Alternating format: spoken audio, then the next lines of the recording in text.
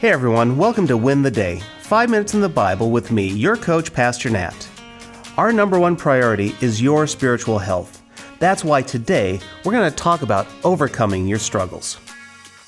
In the 90s, comedian Dennis Leary had a skit where he called himself Dr. Leary.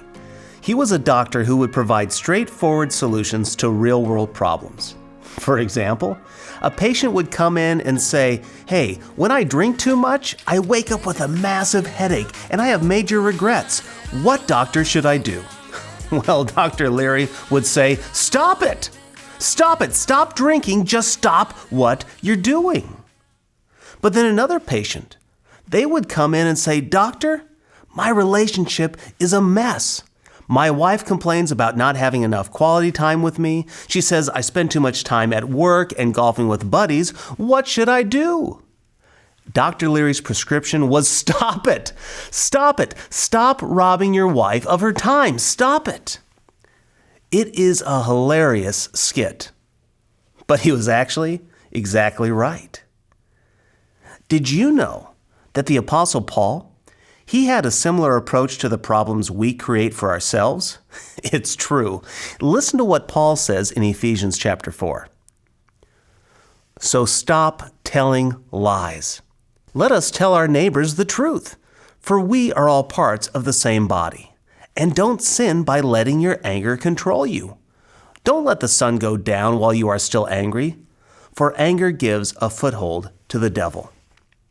Paul was no doctor, but he was getting to the point. If it's damaging, stop it.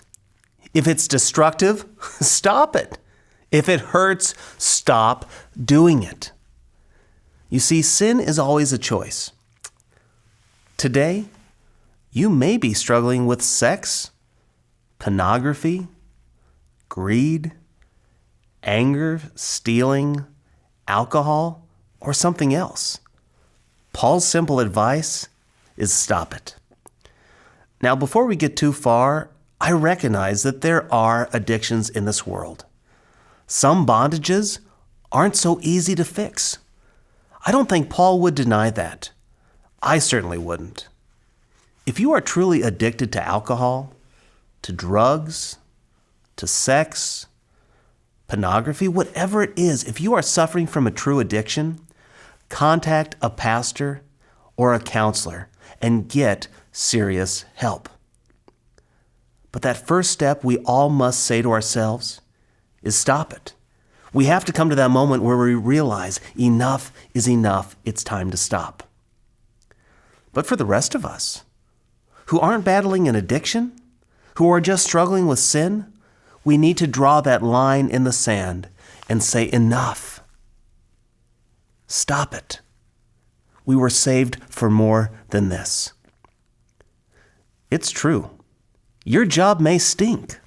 Your boss may be a jerk and may be horrible.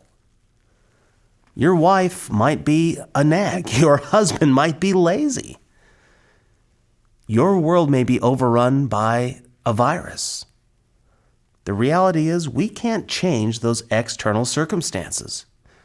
But what we can change is our response. You don't have to lie to get your way. You don't have to sin by allowing anger to destroy other people. You don't need to steal to advance yourself. Paul's prescription wasn't just the negative, don't do it.